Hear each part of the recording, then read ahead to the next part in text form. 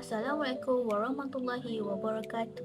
Kami dari kumpulan 10 akan membincangkan tentang tajuk kami iaitu Falsafah Pendidikan Negara. Saya, Putri Adriana, akan menerangkan pengenalan untuk tajuk ini.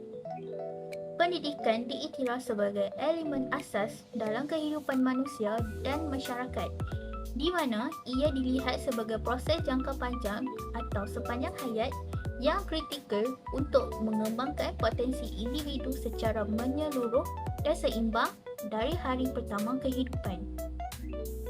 Selain bertindak sebagai sistem pembentuk sahsiah dan nilai-nilai murni bagi melahirkan manusia yang bertamadun, pendidikan juga memainkan peranan penting sebagai alat utama untuk memindahkan warisan budaya dan sosial, memastikan pengetahuan sejarah dan nilai-nilai masyarakat dikekalkan dan diperkaya untuk generasi seterusnya.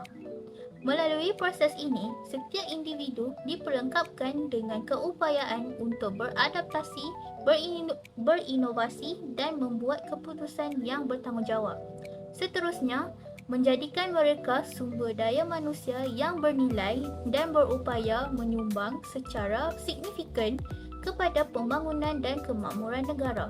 Di Malaysia, sistem pendidikan dipandu oleh Falsafah Pendidikan Negara iaitu FPN yang merupakan teras aspirasi negara yang digubal berdasarkan prinsip rukun negara, meyakini bahawa pendidikan adalah suatu usaha berterusan dan bertujuan untuk memperkembangkan potensi individu secara menyeluruh dan bersepadu.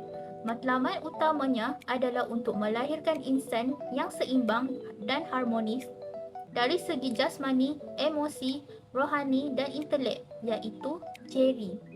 Berteraskan kepercayaan dan kepatuhan kepada Tuhan, sekaligus menghasilkan warga negara Malaysia yang berilmu pengetahuan, berketerampilan, berakhlak mulia dan bertanggungjawab yang berkeupayaan mencapai kesejahteraan diri serta menyumbang secara efektif kepada keharmonian dan kemakmuran negara.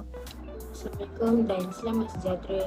Saya Nuni Zulaikha Azim binti Abu Abbas akan menerangkan tentang falsafah pendidikan negara iaitu FPN. Dari segi latar belakang, FPN digubal semula berdasarkan dokumen penting dalam sejarah pendidikan negara. Ianya termasuk Penyata Razak 1956, Laporan Barnes 1951, Laporan Fenwick 1951 serta Ordinal Pelajaran 1957. Semua laporan ini menekankan perpaduan pembangunan insan dan matlamat mewujudkan sistem pendidikan yang lebih menyeluruh untuk rakyat Malaysia. Seterusnya, falsafah pendidikan negara menekankan usaha melahirkan insan yang seimbang dari segi jasmani, emosi, rohani dan intelek, atau lebih dikenali sebagai JERI.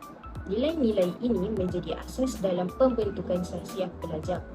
Seterusnya, berdasarkan hasil laporan dan kajian, didapati bahawa majoriti pelajar bersetuju bahawa FPN berkesan dalam membentuk kepribadian yang seimbang dengan 69.4% yang memberi skor tertinggi.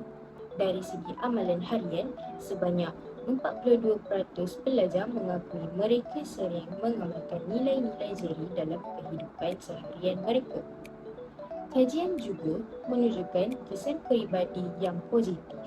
Sebanyak 78.4% pelajar yang menyatakan bahawa JERI meningkatkan keyakinan diri mereka, manakala 90% pelajar merasakan mereka menjadi lebih bertanggungjawab terhadap tindakan sendiri, lebih fokus terhadap matlamat hidup dan yakin bahawa JERI berkesan dalam pembangunan diri sebagai pelajar.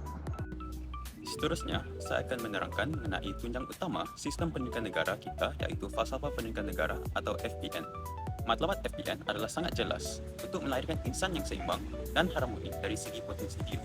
Keseimbangan ini merangkumi 4 aspek utama yang kita kenali dengan akronim ringkas JERI, iaitu jasmani, emosi, rohani dan intelek.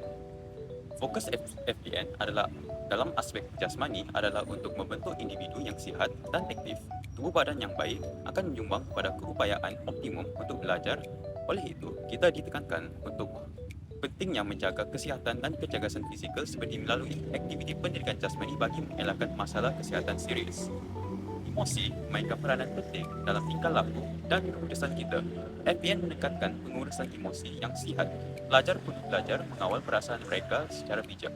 Kestabilan emosi akan memastikan prestasi akademik dan kognitif kita tidak terjejas, membolehkan kita berfikir secara kritikal tanpa gangguan. Rohani adalah asas kepada nilai, akhlak dan prinsip kehidupan. Ini adalah komponen utama yang melahirkan insan yang seimbang. Pembangunan rohani membantu kita membentuk akhlak yang baik, menghormati norma sosial dan beretika. Individu yang kukuh rohaninya akan berdisiplin, bertanggungjawab dan mampu mengawal tingkah laku terutamanya apabila berhadapan dengan tekanan. Akhir sekali, intelek salah satu aspek yang paling penting.